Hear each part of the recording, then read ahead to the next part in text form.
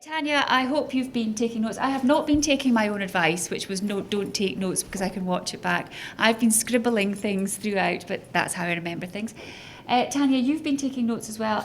Can you give us a quick, just 2 minutes recap, just a nugget of something that we should take home with us, or next steps? What should people do now other than swamp you? Well, I guess if I focus on the next steps, clearly you've heard a lot about the support that can be offered and in different ways. So Women on Boards is different to Changing the Chemistry, is different to the IOD. I probably would put a big pitch in for Visit Scotland. Did I mention that earlier? The role should be advertised any moment now, and they are looking for several board members, not just one. We've got a number of people stepping down. High will be advertising in the autumn, and we are planning another event, as Lorne mentioned, around the public sector boards specifically. So we will obviously be potentially contacting you if you have said that Changing the Chemistry can have your details. I'm wearing my Changing the Chemistry hat now, not my Women on Boards one.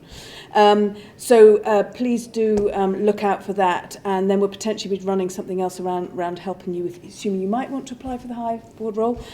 We do Changing the Chemistry does advice on sort of completing the public sector application form on an individual basis.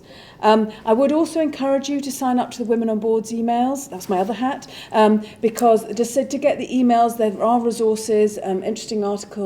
That's free. You only have to subscribe if you want the further support and advice.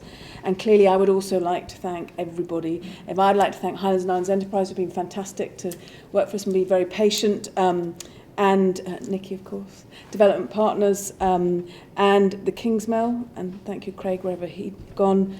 Obviously to Sheila and the IOD, Changing the Chemistry, I thank Jenny and myself, and I thank the women. And there's some other Changing the Chemistry members here, so again, thank you for your support, such as Helena.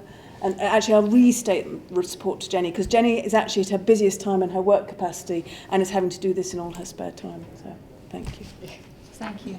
Thank you very much, Tanya. I'm just going to add mine to those, although you did thank yourself, Tanya. But she's taking your own advice. You don't put yourself down, just taking Jennifer's advice. Ladies and the gentlemen who are still here, that does conclude the formal part of the evening. I have a question. In fact, I'm going to ask my question, because I suspect that a few of us may be in that position, and I'll do it very quickly because I know that time is marching on. I have, in the last 4 weeks, been approached by 2 charities to join their boards. And I would like to know, this is why I should have been in the audience. I would like to know, what should I be asking them before I commit? Because they're both very worthy charities, and I would like to support them both.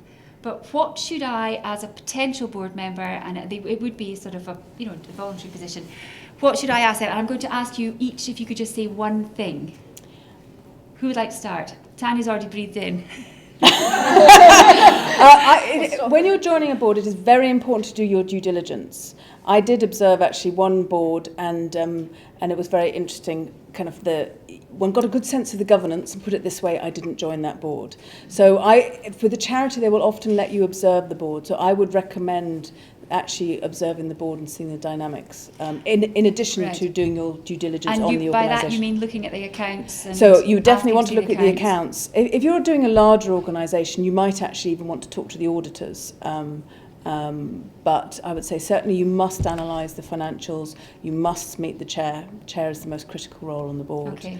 And generally a charity will let you observe, which gives you a good sense of the dynamics, and are there any kind of dysfunctional That's bits. great. Tanya, anything to add to that, Jennifer? I would keep it brief to add to that. And I'd say, why me? Now, that may be a bit of a gender thing, but I really would then listen to them and say that, do they know what they're looking for? Do they know that how they're, the skill sets and gaps in the current board, or are they just looking for a bum in a seat? Okay, so due diligence, why me?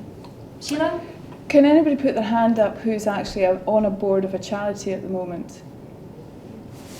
Yeah, so fantastic networking opportunity for you, Nicky. These are people that have been it, done it, seen it, got the t-shirt, and I would definitely strongly recommend that you seek those guys out and ask their advice. But equally, the IOD run fantastic third sector training courses for exactly what they were just saying in terms of governance, and you as a board member really do have to know your responsibilities. So there are some really good. So I would go and seek advice from your colleagues in the room who have got a wealth of skill, knowledge and experience in the third sector, and also go and get some training for yourself personally. So due diligence, why me, networking. Fantastic. Please give our panel a massive thanks. And